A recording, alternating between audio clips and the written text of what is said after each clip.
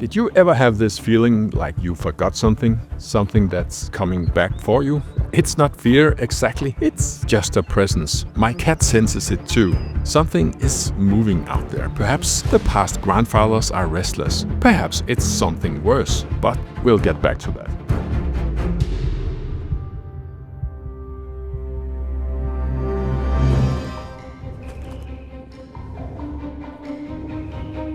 A few years back I got this old Norman fir. They are usually used for Christmas trees, but somebody forgot to harvest this one in time, so it just kept growing. I got it from the neighbor of my dad, and I remember clearly what my dad said the day I drove off with it to take it home. He said, "Do you really think you'll ever get to use this for anything else than firewood?"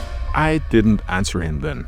I just smiled. But truth is, I wasn't sure. The log sat for years like a quiet dare from a man who always finished what he started. I didn't argue, but I remember. I always remember.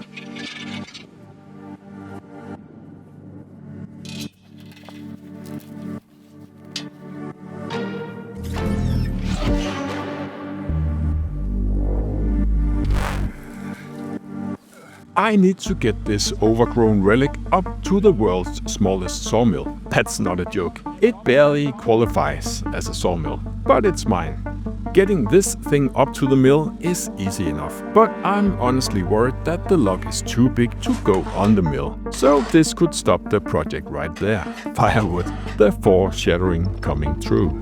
As I thought, it is too long for the mill, so I get my chainsaw and cut off some of the fungus-eaten ends of the log. It's also way too wide for the saw to even begin the first cut, so I start trimming off the branch stubs sticking out in all directions. Then begins the trimming game. I find an angle where I can just make a small trim pass with the sawmill and make the first flat surface. Then I rotate it onto that flat surface and cut a parallel surface on the opposite side. Then comes a bit of a trim game, where the goal is to turn it into a square piece of timber that is at least 45 centimeters on all sides.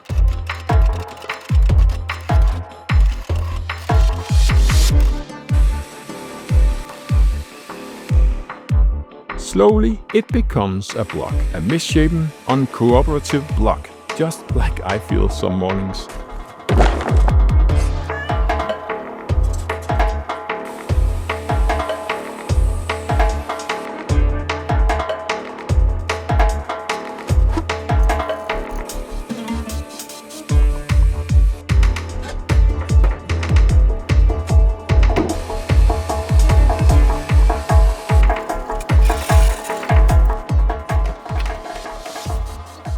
I slice it into boards, 10 cm or about 4-inch boards. Then posts, slowly from chaos to form, from doubt to shape, like all the best things. I will use these for the project. Wait, did I even mention the project?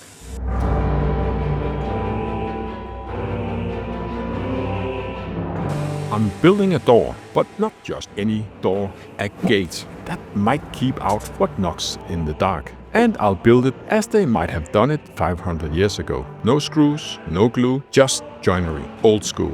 Stubborn. The kind of build my father might have respected. Maybe. So, to make this look like something from the Middle Ages, I'm going to attempt to build it as in the Middle Ages. Except I don't have all the tools they had in the old days. So I'll use a combination of what they had and what I have now of more modern tools.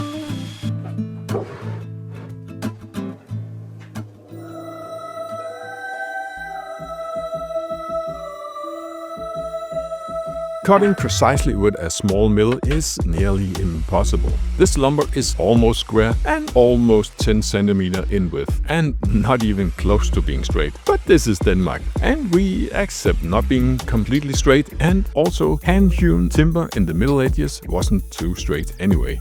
After cutting some pieces to length, I began on the joinery. The frame of the door will be put together with Mortise and Tenon joinery, which basically means you shape the end of one piece of wood to fit in a hole in the other piece of wood. And I start by making tenons on the horizontal posts. This could be done with a handsaw and an axe, but I have this circular saw where you can mount a groove cutter instead of a blade. I don't know if anyone has ever used this to cut tenons, but it's super efficient to remove a lot of material fast, which is what we need here.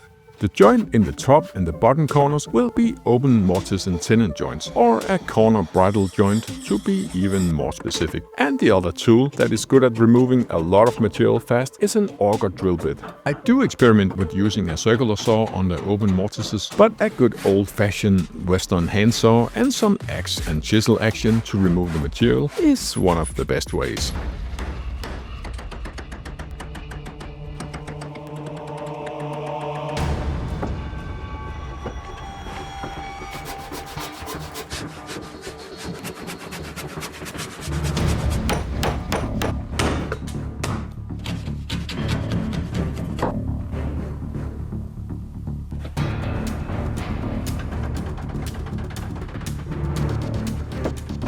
And just like that, I have the outer frame of the door put together in a dry fit. But this could all still end in a big pile of firewood. The middle vertical post is just mounted with regular mortise and tenons. So I've removed some material with the auger bit and shape it with a chisel. I like to say that I'm negotiating with the wood. I don't have much control over it. It resists, it remembers, but the door is beginning to know what it is.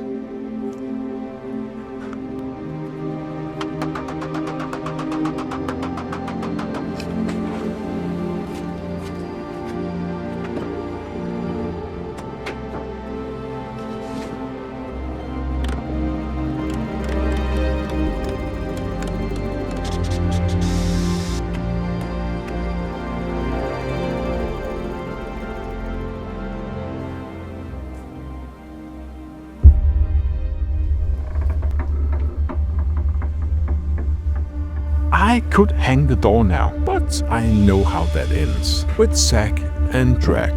The door is proud, but still untested. It doesn't yet know the weight it will bear or the wind it must turn aside. So I plan to brace it with twin axes, not just for strength, but because I like the look. And because, foreshadowing, it might matter later. The cross posts need to be mounted in the vertical side posts, Tom from the Northmen told me. So that will make the angles not exactly 90 degrees. No angle is perfect. I fiddle, I mutter, I mark and cut, and hope the old math spirits forgive me. These heroes of the door will be mounted with an angle, mortise and tenon. Yay! So continuing my success with the groove cutter, now just with an angle.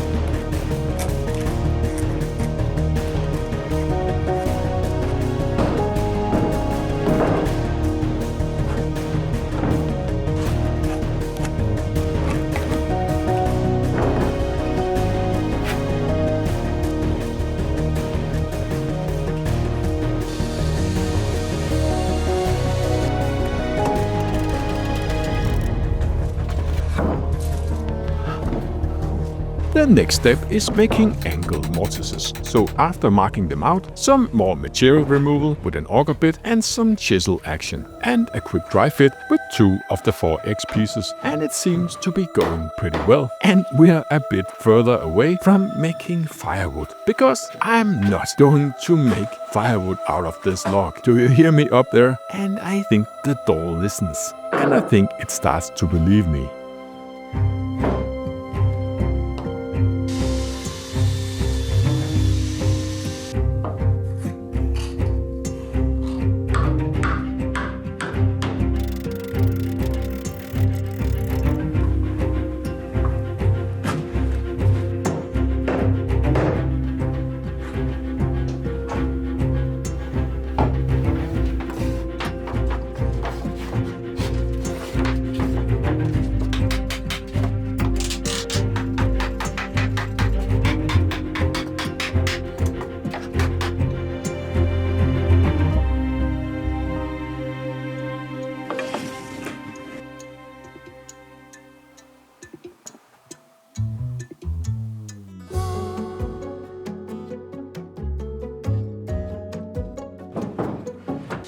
To be able to mount the other part of the X, I also need to make a half-lap joint in the middle of both pieces. And if everything had been straight and square, I could probably just have measured to the middle and cut out 10 centimeters of material. But I put the pieces up in a dry fit and measure and mark the best I can with my eyeballing it.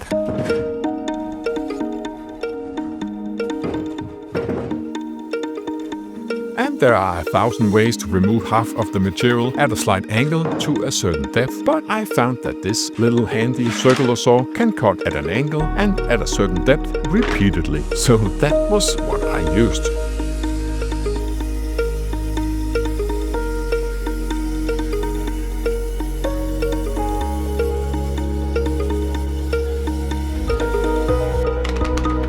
After cleaning up the joint with an axe, because obviously that is what you do, I'm really excited to try and dry fit all the pieces together.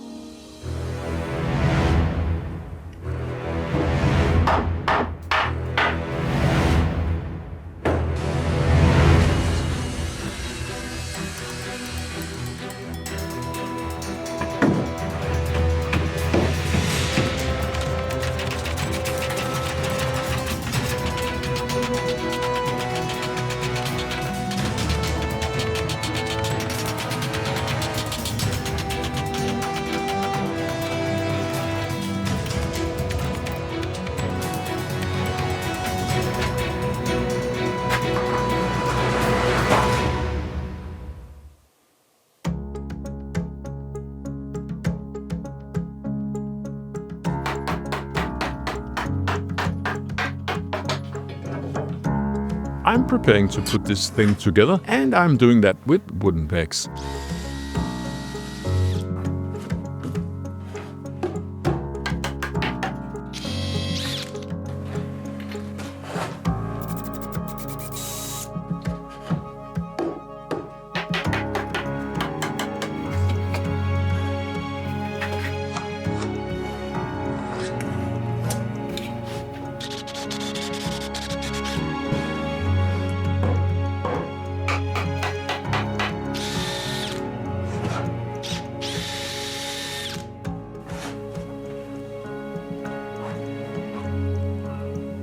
One minor detail is to remember to offset the hole in the inner part of the joint 5 mm in the direction that you want the joint to tighten.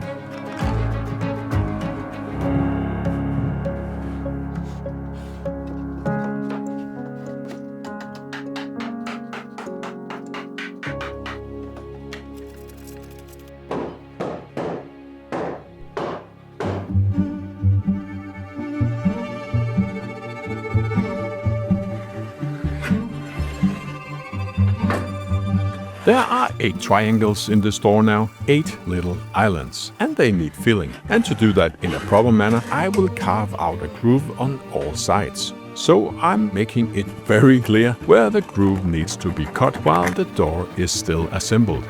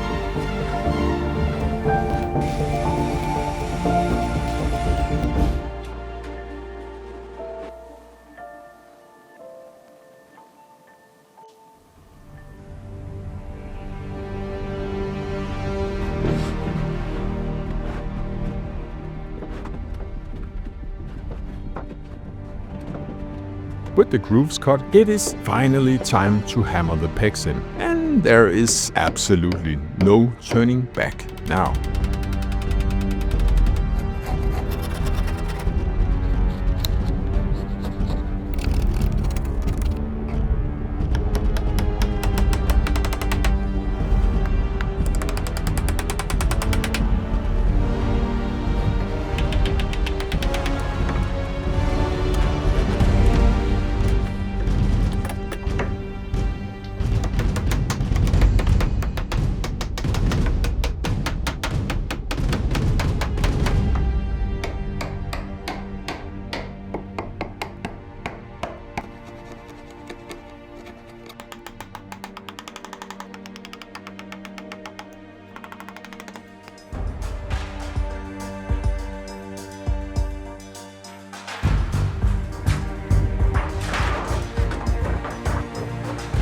The panels come from my kids' old playhouse. 4 years ago I took it down. They had outgrown it, but of course I kept the boards. Now those boards return. Wood that once kept out rain and made a space for joy now guards the dark again.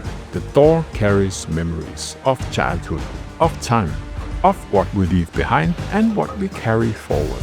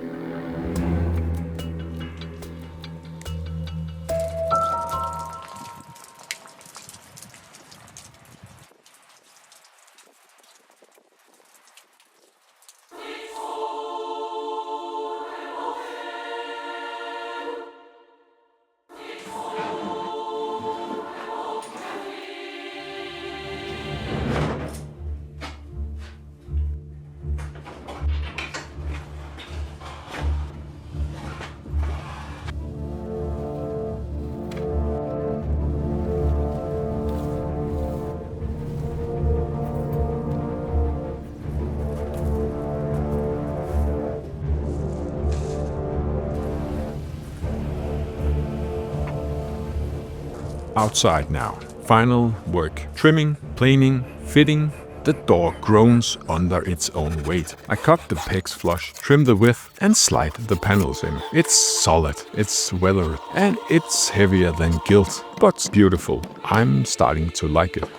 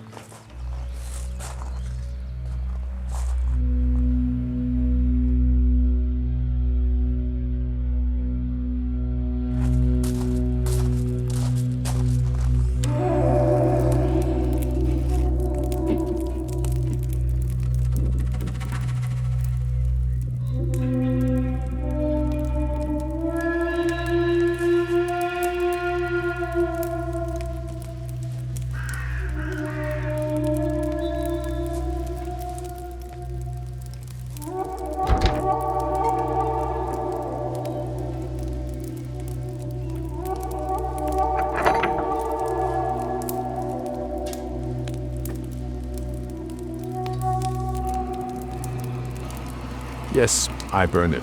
I know I said I wouldn't make firewood, but this burn is ancient, protective, a method used by the oldest of the old ones. Char the surface to resist rot and fire.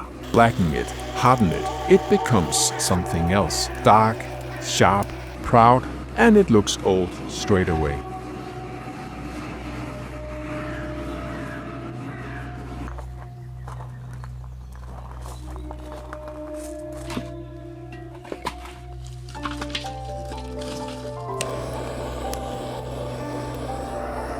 I seal it with Rubio Monocoat Sealer 707. That is modern magic for an old spell.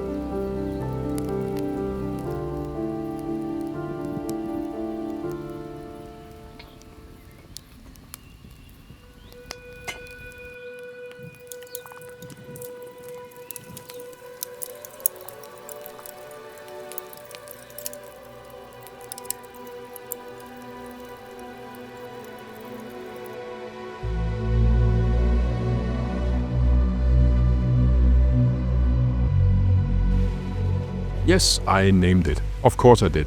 Naming doors is perfectly normal. Tolkien did it, IKEA does it, and I'm somewhere between those two. And now comes the moment. My dad's voice still echoes. Do you really think you'll ever do anything with this? I think he was half joking or half hoping that I would prove him wrong. I did spend my entire childhood chopping firewood, and now that I'm hanging this door, heavy as legacy, I think he might have nodded quietly, like he did when I got something right, but never really said anything.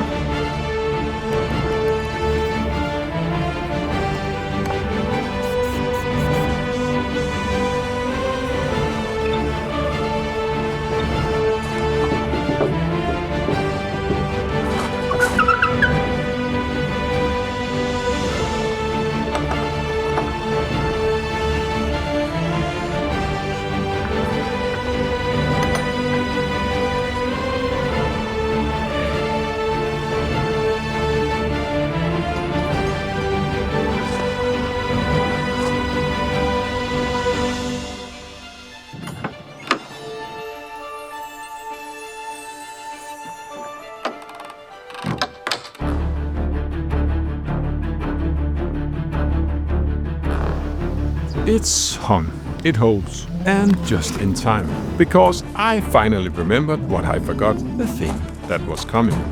You'll see.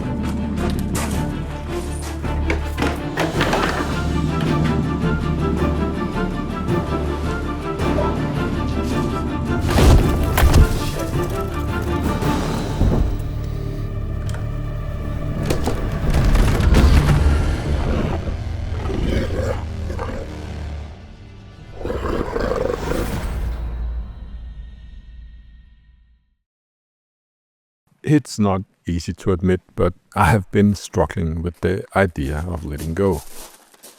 It's something that I've always wrestled with. And if I'm honest, it's something I saw my dad struggle with too. My dad passed away in October of 2022 after battling prostate cancer.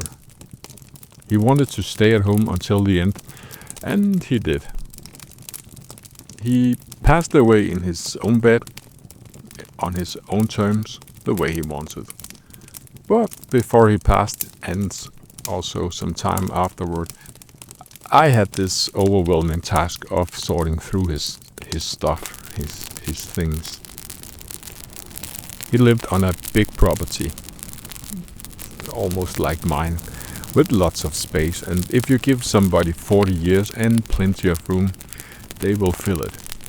And my dad was great at collecting things: tools, bolts, tractor parts, buckets of screws.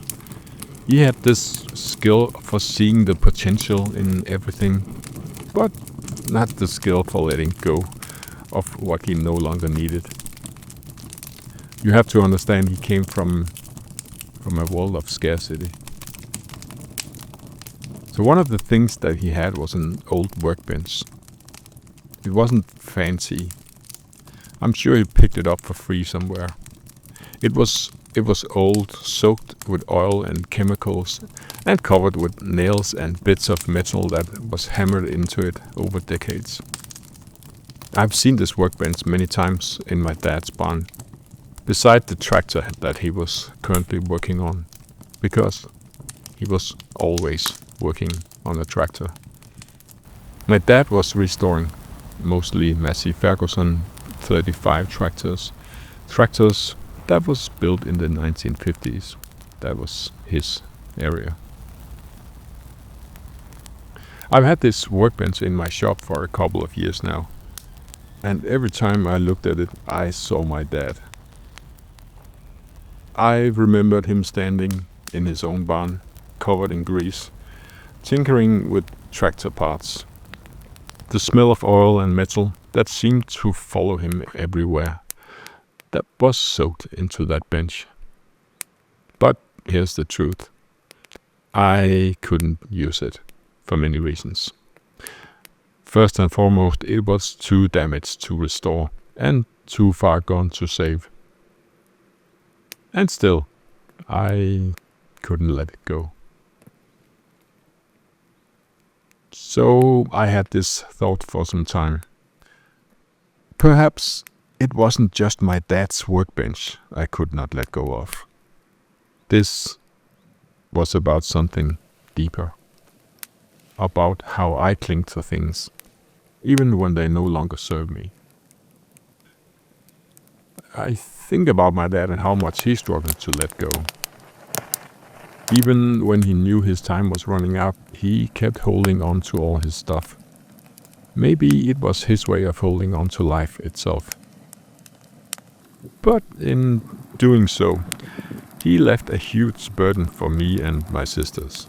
And now I can see myself doing that very same thing. I'm 53 and I collect wood and tools and scraps like there is no tomorrow. I'm ready to go into 5 years of lockdown. Things I tell myself I'll use someday, I keep. But will I use it? Or am I just creating another mountain of stuff for somebody else to deal with? This is where my daughter has been such an inspiration. She's training as a Buddhist, and she's always talking about how nothing lasts forever, and how clinging to things, to people, and even to maybe our own identity only makes us suffer. She reminds me that letting go doesn't mean that you don't care. It means you understand that nothing can stay the same forever. And that is really not a bad thing. It's just life. There's a story that I read once, or maybe a speech I heard, about a girl who was so afraid of losing her pet bunny that she hugged it too tight. and by doing so, she killed it.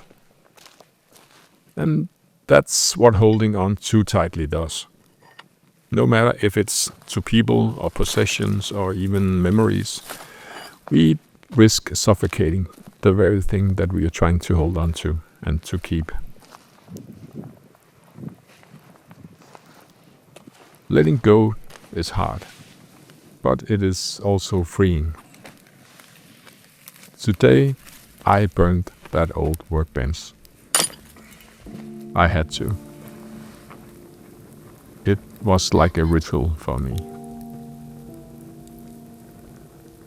It felt like letting go of more than just wood and some metal scraps. It felt like letting go of the weight of holding on to something that was really never mine to keep. I thought about my dad. I thought about how much that I miss him, how much I learned from him, not just about tractors or tools, but about life. His inability to let go taught me something important. The things we hold on to too tightly can become burdens for others. They most likely will. And I don't want to repeat that mistake. There's a beautiful lesson in learning to hold things lightly. It doesn't mean that you don't value them.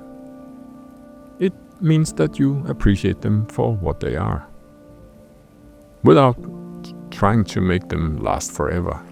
Like my dad's workbench. It served him well, and for some time it served me too. But now its time is over, and it is okay. I want to give myself some advice. Don't wait too long to let go. Appreciate your tools, the wood, the memories, but don't let them become a weight that you must carry forever. Burning the workbench wasn't just about cleaning space in my shop. It was about cleaning a space in my life, and in some way also letting go of my dad. Because at the end of the day, or at the end of a year, or at the end of your lifespan, letting go is about making room for new projects, new lessons, a new and bigger barn to have stuff in, and maybe even room for some peace. So sometimes letting go is the most loving thing that you can do.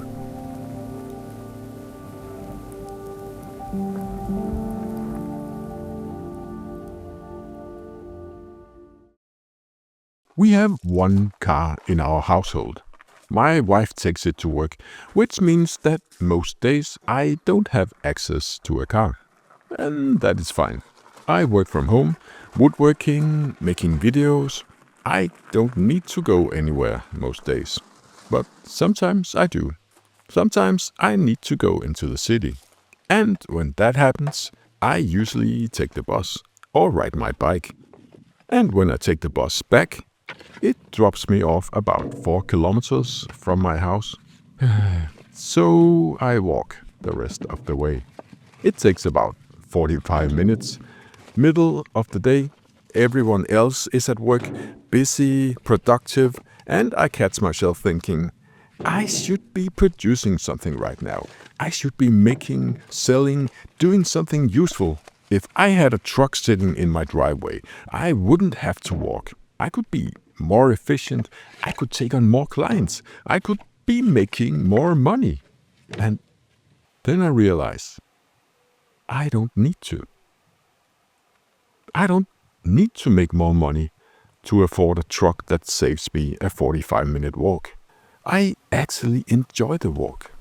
Nobody's calling me, demanding to know where I am. Nobody's expecting me to show up at a meeting or punch a clock.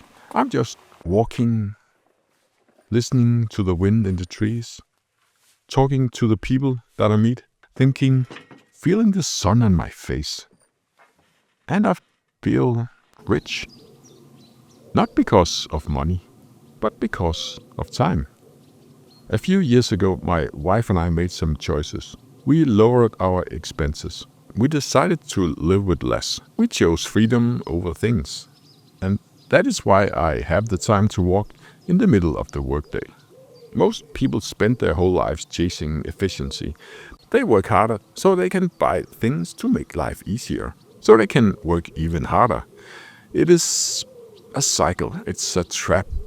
It's easy to think that freedom comes from making more, but sometimes it comes from needing less. There's an old saying, a rich man isn't the one who has the most. He's the one who needs the least. I think a lot about that, because I could have a big truck sitting in my driveway right now. I could make more, produce more, and be busier. But would I actually be wealthier? Or would I just be spending my time paying for something that I don't really need? A lot of people watching this are dreaming of escaping the rat race, of getting out of the cycle of always needing more. Maybe you want to quit your job, start woodworking or YouTubing full-time, live a different kind of life. And I get it, because that was me. But here is what I learned. It is not just about making a living doing what you love. It's about making a life that you actually want to live. That doesn't happen by buying more or upgrading, making everything more efficient. Sometimes it happens by slowing down, by cutting expenses instead of chasing income, by trading things for time, by taking the long way home sometimes. So the next time you catch yourself thinking, if I just had this tool, this truck, this bigger workshop, I'd be set. Ask yourself, what's the actual goal? Because sometimes the richest thing you can have is time.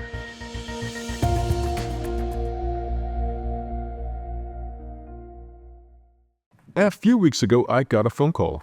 Someone that I knew from my past, someone who now follows my YouTube channel, reached out. They had a tip. An old bowling alley was being torn down. 4 lanes that was made of solid beach, built to last forever. But if no one took them, they would be chopped up and burned. So they thought that I might do something with them. I picked up the phone that day, and that decision turned into something bigger.